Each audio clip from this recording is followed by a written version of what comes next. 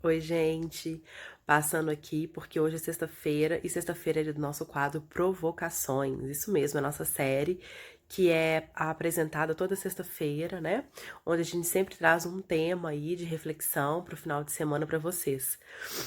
Hoje, vocês vão me desculpar, eu tô um pouco doente, eu peguei uma gripe desde terça-feira, eu tô bem baixinha assim, porque eu realmente fiquei bem ruinzinha, então não tô conseguindo ainda nem, não tive ainda uma boa recuperação, ainda tô na cama, então nossa provocações hoje vai ser gravado daqui.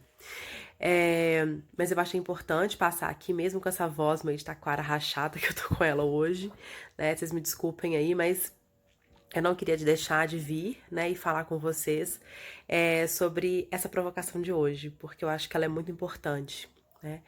O que a gente quer provocar hoje vocês é sobre a questão dos rótulos, né? Você rotula seu filho, seu aluno, seu paciente? Você tem o hábito de falar com a criança de que, você é preguiçosa, você é enrolado, você não gosta de estudar, você é malandro, né? Eu já vi, inclusive, alguns pais falarem com os filhos, assim, referindo ao filho como se ele fosse burro, né? É uma criança que não gosta de estudar. Então, você faz isso com a sua criança? Você tem o hábito de rotulá-la, de dizer que ela é preguiçosa, de que ela não quer estudar, de que ela é malandra. E aí, o que eu queria trazer de reflexão hoje pra você é isso, né? Se você faz isso, eu vou te dar aí pelo menos dois motivos para você repensar o seu comportamento, né? Tem uma coach aqui no nosso canal que a gente segue, é a Clara Nichini. Ela fala uma coisa muito interessante em relação aos rótulos, né? Por que que eles são tão nefastos assim para as pessoas e principalmente para a criança, né? Por que que eles são tão negativos e por que que a gente deve evitá-los ao máximo? Porque a gente tem duas razões principais. A primeira é que quando você rotula uma criança, você ocorre duas coisas podem acontecer quando você dá esse rótulo para ela, né? A primeira, ela se revoltar contra você, então você chegar para ela e falar que ela é preguiçosa, ela ficar com raiva porque ela não acha que ela é preguiçosa, porque no entendimento dela, ela se esforça às vezes para ler, para escrever, para fazer a tarefa de casa, às vezes até para se organizar, se comportar, mas ela não dá conta, né? Porque muitas vezes ela tem mesmo realmente um diagnóstico, uma dislexia, um TDAH, às vezes até autismo, enfim, ela tem esse diagnóstico, então ela pode se revoltar com aquilo, porque ela vê que ela se esforça, ela não dá conta, e aí ela briga com a mãe porque ela não aceita isso, é chamada de preguiçosa, ou às vezes ser chamada de malandra. Então a criança acaba se revoltando e isso começa a gerar discussões, briga entre vocês. E brigas nunca são coisas positivas, né? Elas são sempre negativas, fonte de muito estresse. E estresse nunca é bom, principalmente para a questão de memória e de aprendizagem. Então a gente tem que evitar sempre ao máximo chegar nesses níveis elevados de estresse, né? Isso não vai contribuir em nada no processo de aprendizagem, no processo de ensino. Então, a gente deve evitar o máximo possível chegar nesses extremos, assim, de briga e de agressividade.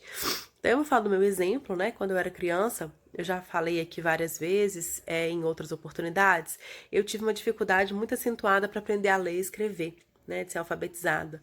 O método que a minha escola empregava não era o método do qual eu conseguia aprender a ler e escrever com facilidade, né? Eles utilizavam o método global, então eu tive muita dificuldade para aprender a ler e escrever, e por muito tempo eu não gostei de ler, eu não gostava de estudar, por causa dessa dificuldade que ficou, né, em decorrência dessa falha, desse atraso na minha aquisição de leitura e escrita.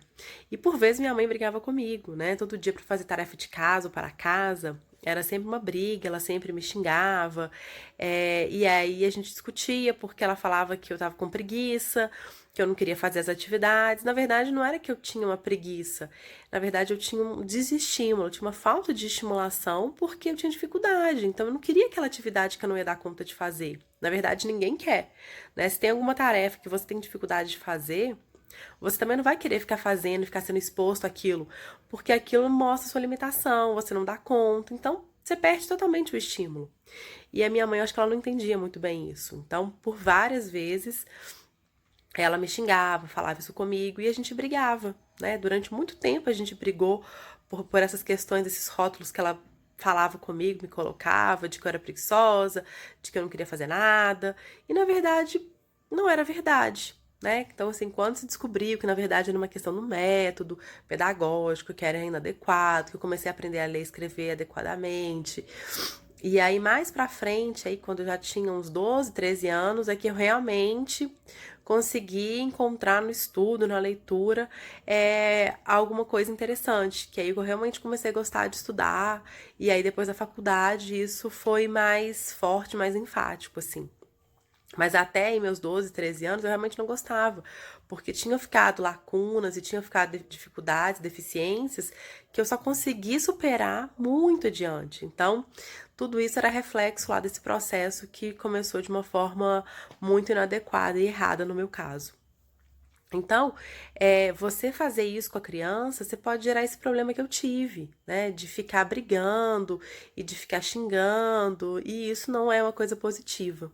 E o outro problema que pode acontecer também é que a criança começa a acreditar nesse rótulo, de que ela realmente é preguiçosa, de que ela realmente não gosta de estudar, e aí ela começa a tomar aquilo como verdade, e aí ela começa a se limitar em cima disso que você está dizendo para ela. Então ela começa a se sentir limitada porque ela fala, eu não vou dar conta mesmo, eu sou preguiçosa, ou às vezes eu me acho burra, ou eu não sou capaz. Então, essa questão de rotular as crianças dessa forma, elas têm que ser muito bem vistas e muito bem pensadas, porque elas não trazem um efeito positivo, ao contrário, elas trazem geralmente um efeito negativo, de gerar frustração, baixa autoestima.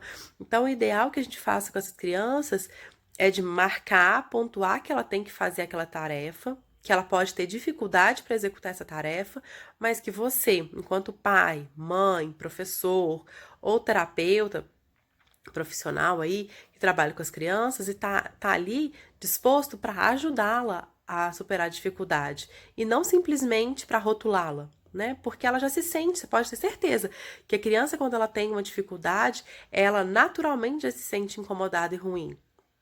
Por quê? Porque ela percebe que ela tem dificuldade, ela já se sente muito mal com isso, porque para ela é difícil entender que isso faz parte de uma outra questão, de um outro diagnóstico. Então, isso realmente é difícil e realmente frustrante. Então, ela já se sente mal o suficiente para ela receber ainda mais carga negativa e mais rótulo. Então, vamos evitar os rótulos e a nossa provocação de hoje é essa. Se você realmente tem rotulado seu filho, né? Rotulado aí essa criança, né? E aí para você repensar se realmente você acha que você deve continuar fazendo esses rótulos e colocando esses rótulos aí nas crianças, tá bom? Então a nossa provocação de hoje era essa e eu espero você semana que vem. Espero estar melhor também. Um beijo, até mais. Tchau, tchau.